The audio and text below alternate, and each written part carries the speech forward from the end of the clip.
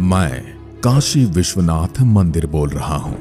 आज मैं वो सब बताने वाला हूं जिसको आप अभी तक जान नहीं पाए हैं। मेरे प्रांगण में मौजूद नंदी की क्रंदन पुकार सुन के मैं अपने दुखों को ताजा कर बैठा हूं।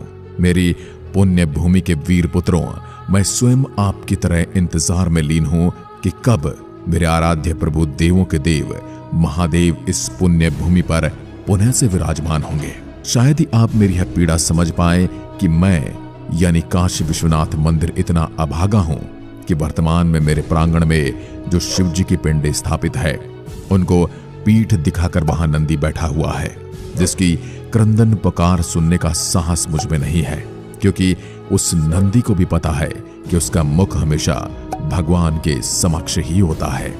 और वास्तव में आदिकाल से सचमुच में मेरे आराध्य देवों के देव श्री महादेव जी उस नंदी के सामने ही विराजमान है। परंतु कुछ अधर्मियों ने भगवान शिव के इस पवित्र स्थान पर वजू खाने का फव्वारा नाम दे दिया और दुर्भाग्यवश मेरे प्रांगण में स्थित उस नंदी एवं वास्तविक शंकर जी की पिंडी के मध्य एक दुष्ट अधर्मी बाहरी आक्रांता ने अवरोध उत्पन्न कर दिया। और सबसे दुर्भाग्य की बात ये कि आज तक मेरे उस नंदी के साथ साथ आप सभी लोगों को आपके भगवान की विशिष्ट पिंडी के विशिष्ट दर्शन का सौभाग्य पिछले 600 सालों से प्राप्त नहीं हो पाया। लगभग 4 से 5 हजार श्रद्धालु रोज काशी विश्वनाथ यानी मेरे यहाँ दर्शन करने आते हैं, जो संख्या त्योहारों पर लगभग 1 लाख हो जाती है। वहीं सावन के महीने में भी अपार श्रद्धालु मेरे यहाँ वर्तमान स्थापित शिव जी के दर्शन पाने आते हैं और श्रद्धा सुमन अर्पित करते हैं। परंतु एक नजर उस मस्जिद नुमा ढांचे की तरफ भी बड़ी आस लगाए देखते हैं, जहां पर उनके देवों के देव महादेव का हमेशा से स्थान रहा है। लोग नंदी की परिक्रमा करते हुए नम आंखों से उस स्थान की ओर भी प्रार्थना करते हैं, जिसे लोग वजू खाना समझते हैं कि भगवान आप कब उन पापियों से छूटे और हमें अपने दिव्य दर्शन दें। मुझे ये सुनाते हुए भी अत्यंत कष्ट हो रहा है कि जिस जगह हमारे देवों के देव महादेव स्थित हैं, वहां अधर्मी लोग कुल्ला करते हैं, हाथ पैर धोते हैं। क्या ये सभी बातें आपको ठेस नहीं पहुंचाती?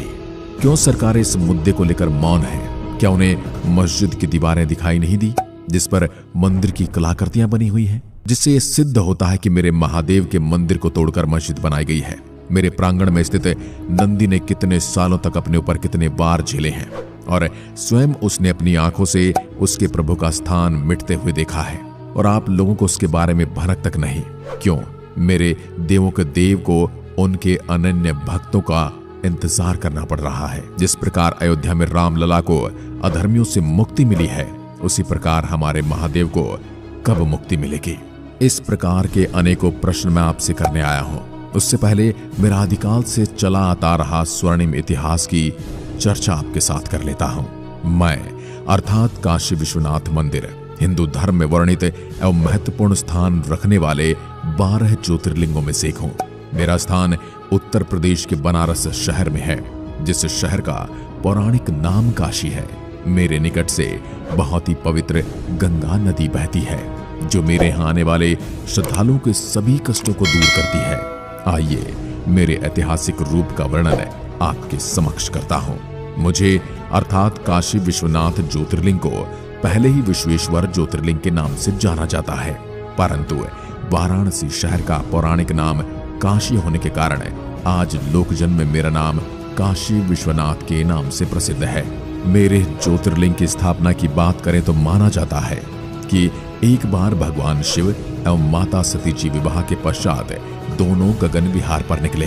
विहार करते समय माता सती भगवान को एक ऐसे आनंद विहार का निर्माण करने को कहती है जो ब्रह्मा जी की सृष्टि से भी ज्यादा अलौकिक एवं अद्भुत हो, जहां वे भगवान शिव के साथ कुछ समय एकांत में व्यतीत कर सके। तत्पश्चात भगवान शंकर माता सती की इच्छा पूरी करने के लिए ब्रह्मा जी की सृष्टि से भी अलग आकाश में लगभग 5 कोस बड़े आनंद कानन का निर्माण करते हैं, जो कि अत्यंत सुंदर था। तत्पश्चात भगवान एवं माता सती आनंद कानन में विहार करने लगे। वहां माता सती को परमानंद की प्राप्ति हुई तथा माता ने भगवान शंकर से कहा कि वो चाहती हैं ऐसा ही परमानंद संसार में दुखों से मुक्ति पाने वाले प्रत्येक प्राणी को प्राप्त हो। तब भगवान श्री शंकर कहते हैं, देवी आप पूरे संसार की माता हो, इसलिए आपके मन में संसार के कल्याण की बातें आना स्वाभाविक है, अतः मैं आपकी इस इच्छा को अवश्य ही पूरी करूंगा। तो भगवान श्री शंकर भगवान श्री विष्णु को उस आनंद कानन में तपस्या करने को कहते हैं, ताकि उनकी तपस्या से उस क्षेत्र में तप, ज्ञान एवं भक्ति का प्रसार एवं क्षेत्र दुखों से पीड़ित आदमियों का कल्याण का केंद्र बन सके। तब विष्णु जी ने अपने सुदर्शन चक्र से एक कुंड बनाया एवं कई हजार वर्षों तक वहां तपस्या की। कई सालों तक तपस्या करते करते भगवान विष्णु जी का पसीना बहने लगा। वह पसीना तपस्या के साथ साथ और बढ़ता जा रहा था तथा वह पसीना पानी बनकर भगवान श्री विष्णु जी द्वारा निर्मित उस कुंड में गिरने लगा। इसी प्रकार भगवान विष्णु के शरीर से कई पसीने की धाराएं फूट पड़ी, जिसके कारण उस चक्र द्वारा निर्मित कुंड के साथ साथ समस्त आकाश में पानी व्याप्त हो गया। इसके बाद भगवान श्री शंकर उस पंचकोशी क्षेत्र को अपने त्रिशूल पर धारण कर लेते हैं एवं भगवान विष्णु तपस्या पूर्ण होने पर जब अपना सिर हिलाते हैं तो उनके कान से एक कर्ण फूल उस कुंड में गिर जाता है, जो मणिकर्णिका कुंड के नाम से आज भी प्रसिद्ध है। उसके बाद भगवान श्री शंकर माता सती की इच्छा अनुसार उस पंचकोशी क्षेत्र को धरती पर स्थापित करते हैं, जो आज काशी या वाराणसी के नाम से प्रसिद्ध क्षेत्र है। उसके बाद भगवान विष्णु जी शंकर जी से कहते हैं कि महादेव, जब तक आप और माता सती इस पवित्र क्षेत्र पर संयुक्त रूप से विराजमान नहीं होंगे, तब तक यह काशी नगरी सूनी रहेगी। तब श्री शंकर जी एवं माता सती दोनों ही संयुक्त रूप से वहां एक शिवलिंग के रूप में प्रकट हुए, जो शिवलिंग श्री विश्वेश्वर शिवलिंग के नाम से विख्यात हुआ। भगवान श्री शंकर एवं माता सती की ज्योति से अलौकिक काशी विश्वनाथ में स्थित श्री विश्वेश्वर शिवलिंग सतयुग से कलयुग तक अपने भक्तों की मनोकामना पूर्ण करते आ रहा है। दोस्तों, ये थी मेरी स्थापित होने की रूपरेखा और उसकी पौराणिक कथा। अब मैं आपको काशी विश्वनाथ से जुड़े कुछ ऐसे तथ्य बताने जा रहा हूं जो प्रत्येक सनातनी को अवश्य पता होना चाहिए, और वह प्रत्येक हिंदू धर्मावलंबी के लिए काफी महत्वपूर्ण भी है। दोस्तों, काशी भगवान शंकर की सबसे प्रिय नगरी है। इसे भगवान शंकर का निवास स्थान भी कहा जाता है। पुराणों में वर्णित है, प्रलय काल में भी भगवान श्री शंकर काशी नगरी को क्षतिग्रस्त होने से बचाने के लिए अपने त्रिशूल पर इसे धारण कर लेते हैं एवं सृष्टि काल आने पर पुनः इस नगरी को वह धरती पर आश्रित कर देते हैं। इस कारण काशी को अविनाशी नगरी भी कहा जाता है। प्राचीन काल से ही मुक्ति पाने के लिए लोग काशी में जाकर प्राण त्यागना चाहते हैं एवं पुराणों में वर्णन है कि मनुष्य के मरते ही भगवान शिव शंकर स्वयं आकर उसके कानों में तारिक मंत्र का उपदेश करते हैं, जिससे वह मनुष्य आवागमन से छूट जाता है, यानी कि मोक्ष की प्राप्ति करता है। वाराणसी का पौराणिक नाम काशी, परंतु वर्णा तथा अस्सी नदी के किनारे स्थित होने पर स्थानीय लोग इस शहर को वाराणसी नगरी के नाम से भी जानते हैं। पूरे विश्व से लोग काशी में दर्शन करने के लिए आते हैं एवं यहाँ की शाम की गंगा घाट आरती पूरे विश्व भर में प्रसिद्ध है। वर्तमान काशी विश्वनाथ मंदिर का निर्माण सन 1780 में इंदौर की महारानी अहिल्याबाई होलकर के कर कमलों द्वारा हुआ था। बाद में 1853 में महाराजा रणजीत सिंह ने इस मंदिर को 1000 किलोग्राम सोने से मढ़वाया था। इस कारण इस मंदिर को स्वर्ण मंदिर भी कहा गया। बताया जाता है भगवान श्री शंकर कैलाश धाम छोड़कर हर साल कुछ समय के लिए काशी विश्वनाथ में रहने के लिए आते हैं। एक कथा अनुसार एक बार भगवान शनिदेव जी श्री शंकर के दर्शन करने के लिए काशी आए एवं 7.5 साल तक मंदिर के बाहर खड़े रहे। यही कारण है कि काशी विश्वनाथ मंदिर के पास में ही एक शनि मंदिर भी है। मंदिर के पास ही एक ज्ञानवापी कुआं है। मान्यता है कि यह कुआं भगवान श्री शंकर ने स्वयं ही अपने त्रिशूल से खोदा एवं माना जाता है इस कुएं का पानी पीने से मनुष्य को ज्ञान, भक्ति एवं मोक्ष की प्राप्ति होती है। काशी शहर में लगभग 84 घाट हैं। ये घाट लगभग 4 मील दूरी में बसे हुए हैं। 84 घाटों में से सबसे प्रसिद्ध घाट दशाश्वमेव तथा इस घाट पर भगवान ब्रह्मा जी ने स्वयं 10 अश्वमेघ यज्ञ करवाए थे। इसी कारण इस घाट का नाम दशाश्वमेव घाट पड़ा। प्रसिद्ध गंगा आरती इसी घाट पर की जाती है। जहां आने वाली संख्या के हिसाब से देखा जाए तो कुछ प्रमुख घाट 80 घाट, मणिकर्णिका घाट, दशाश्वमेव घाट हैं। अहिल्या घाट, तुलसी घाट आदि भी वहीं पर मौजूद हैं। वहीं 84 घाटों में से एक घाट एक शहर के नाम से भी है, जिसे ग्वालियर घाट कहा जाता है, जो कि मध्य प्रदेश में स्थित एक शहर भी है। वाराणसी के घाट गंगा नदी की धनुष के समान आकृति होने के कारण मनोहारी लगती है एवं सभी घाट पूर्व दिशा की तरफ मुख करके बने हुए हैं, जिसके कारण सूर्य की पहली किरण यहाँ पर पड़ती है, जिससे दृश्य काफी मनोरम हो जाता है। मत्स्य पुराण के अनुसार इन घाटों में से 5 घाट सामूहिक तीर्थ कहलाते हैं, जिनका नाम मणिकर्णिका घाट, दशाश्वमेव घाट, आदिकेशव घाट, पंचगंगा घाट एवं 80 घाट है। काशी में ही माता के 51 शक्तिपीठों में से एक शक्तिपीठ माता विशालाक्षी शक्तिपीठ स्थित है, जहां पर माता के दाहिनी कान के कुंडल गिरे थे। यहाँ की पंचकोसी परिक्रमा प्रत्येक मनोरथ पूर्ण करने वाली मानी जाती है। त्रेता युग में भगवान राम ने माता सीता सहित तथा तीनों भाई सहित पंचकोसी परिक्रमा की थी तथा द्वापर युग में पांडवों ने द्रौपदी सहित पूरी पंचकोसी परिक्रमा की थी। अब आइए मेरे मध्यकालीन इतिहास को जानते हैं, जहां मुझे सबसे ज्यादा चोटें पहुंचाई गई हैं। जैसा कि आप सभी को पता है कि भारतीय सनातन इतिहास की चीजों को कहीं न कहीं अधर्मी विदेशी आक्रांताओं द्वारा क्षति पहुंचाई गई है। दुर्भाग्यवश मेरा ही हाल उससे अछूता न रहा। इस घोर कलयुग में मुझे भी कई प्रहार झेलने को मिले, जिनमें मेरे भक्तों में मेरी आस्था के प्रति ठेस पहुंची और मैं अभी भी उन सभी चीजों से संघर्ष कर रहा हूं। 11वीं शताब्दी की बात है। सब कुछ अच्छा चल रहा था, परंतु उस समय तक भारत में अधर्मी मुगल साम्राज्य की स्थापना होने लगी थी। सन 1194 में इस्लामिक राजा कुतुबुद्दीन ऐबक को मेरे सनातनी भक्तों का मुझसे मिलना रास न आया और मेरे साथ साथ उसने उत्तर भारत के कई और मंदिर तुड़वाने का आदेश दिया। उसे समय मुझे पहले क्षति महसूस हुई। मेरे परिसर को क्षण भंगुर कर दिया गया, नष्ट कर दिया गया, तहस नहस कर दिया गया और मैं सब कुछ सहता रहा। परंतु कुछ ही समय बाद मेरी पुण्य भूमि के वीर पुत्रों ने मुझे दोबारा वहीं पर सही सलामत खड़ा कर दिया। समय बीतता गया और भारत में क्रूर अधर्मी मुगल साम्राज्य की नींव मजबूत होती गई। मेरे भक्तों की अपार श्रद्धा एवं अनेक भीड़ को देखते हुए सन 1490 में मुगल शासक सिकंदर लोदी को अच्छा न लगा और उसने पुनः मुझे क्षति प्रदान की, अर्थात मुझे दूसरी बार नुकसान पहुंचाया गया, मुझे तहस नहस कर दिया गया और सबसे हृदय विदारक बात वहां पर एक मस्जिद स्थापित कर दी गई। यह मस्जिद सिर्फ एक भवन नहीं था, बल्कि यह भारतीय सनातन संस्कृति पर एक ऐसा ग्रहण था, एक ऐसा दाग था जिसे मिटाने में आने वाली कई पीढ़ियों को जूझना था। परंतु मेरी भारत भूमि के कुछ वीर सनातनी पुत्र उस समय भी शांत नहीं बैठे और दोबारा 1585 में वहां पर मंदिर स्थापित कर दिया गया, जिसका श्रेय मैं राजा टोडरमल जी को देना चाहता हूं। उस समय उनके अथक प्रयासों से मेरा पुनः निर्माण हो पाया, परंतु मुगल राजा बदला और 1669 में इतिहास के सबसे क्रूर मुगल राजाओं में से एक औरंगजेब के आदेश पर मुझे फिर से तोड़ दिया गया और पुनः मस्जिद स्थापित कर दी गई। अर्थात मुझे एक बार नहीं, 2 बार नहीं, 3 बार विध्वंस का सामना करना पड़ा। जो आप आज मेरा स्वरूप देख रहे हैं वह 1780 में इंदौर शहर की महारानी अहिल्याबाई होलकर द्वारा बनवाया गया था, जिनका मैं सदा सदा आभारी रहूंगा।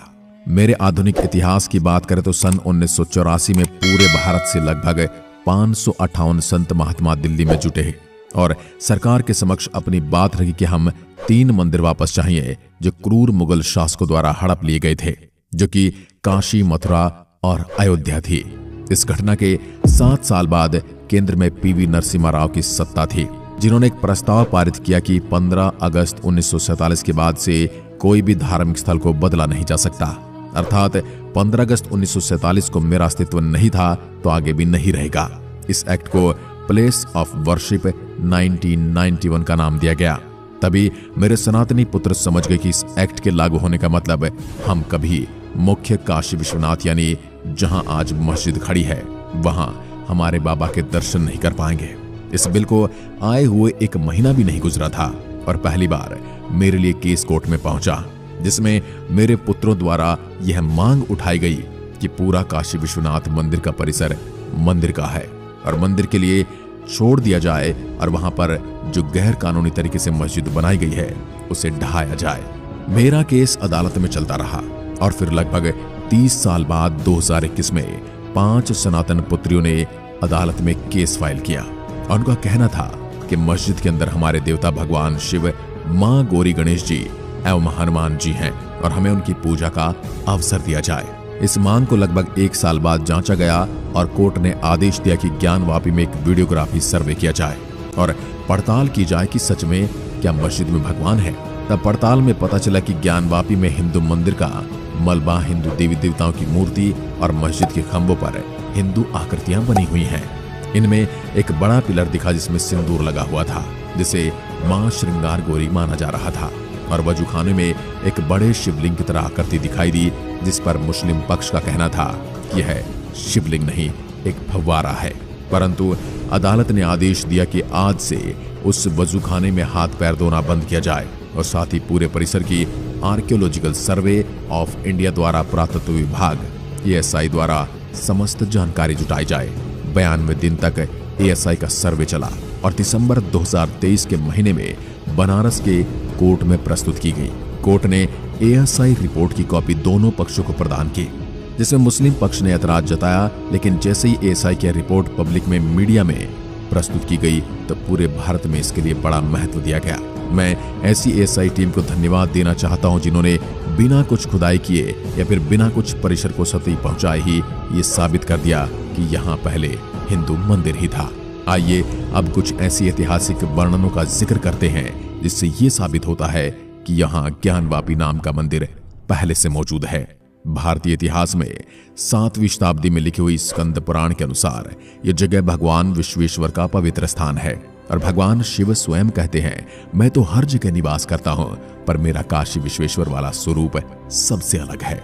सिर्फ भारतीय नहीं विदेशी स्रोतों की भी माने तो एक प्रसिद्ध इतिहासकार जेम्स प्रिंसेप की यात्रा वृतांत जो कि बनारस के ऊपर लिखी गई थी, मैं वहां स्वयं लिखते हैं कि ज्ञानवापी में बीच में भगवान शिव और आसपास और भी देवता मौजूद हैं और बाकायदा उन्होंने इस चीज का वर्णन अपने द्वारा बनाई गई एक पेंटिंग में भी किया था।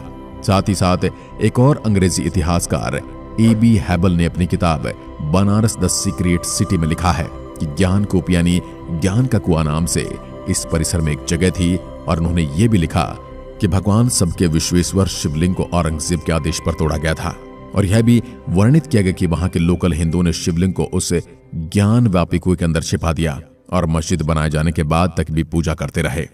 E.B. हैबल ने अपनी बुक में इसका फोटो भी दिखाया है।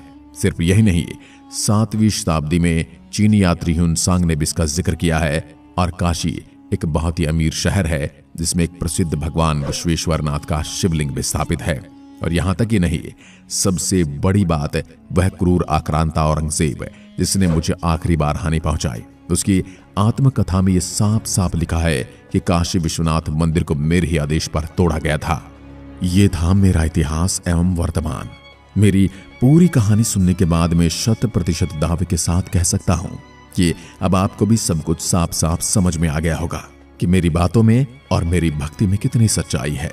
सरकार का और बनारस शहर के हाईकोर्ट का मैं इस बात पर धन्यवाद करना चाहता हूं कि जिन्होंने 7 फरवरी 2024 तक जहां मेरे भगवान श्री विश्वेश्वरनाथ का पुराना स्वरूप था वहां पर पूजन करने की अनुमति दे दी है। परंतु मैं आप सभी युवा पीढ़ी एवं भगवान के भक्तों और सरकार में बैठे हुए कुछ सनातनी भाइयों बहनों से अनुरोध करना चाहता हूं कि मुझे मेरे भगवान का पूर्ण स्वरूप दोबारा चाहिए और से सम्मान मेरे भगवान को वहां पर स्थान मिलना चाहिए, जिससे मेरे नंदी की आंख जो इतने सालों से भगवान के दर्शन को तरस रही है वो भी आनंदित हो उठे और मेरे भक्तों में भी आनंद की लहर पहुंचे, जिससे और भी अधिक भक्तगण मेरे प्रभु के यहाँ आशीर्वाद लेने के लिए आ सके। आज की वीडियो में बस इतना ही। धन्यवाद। जय हिंद, जय भारत, जय सनातन।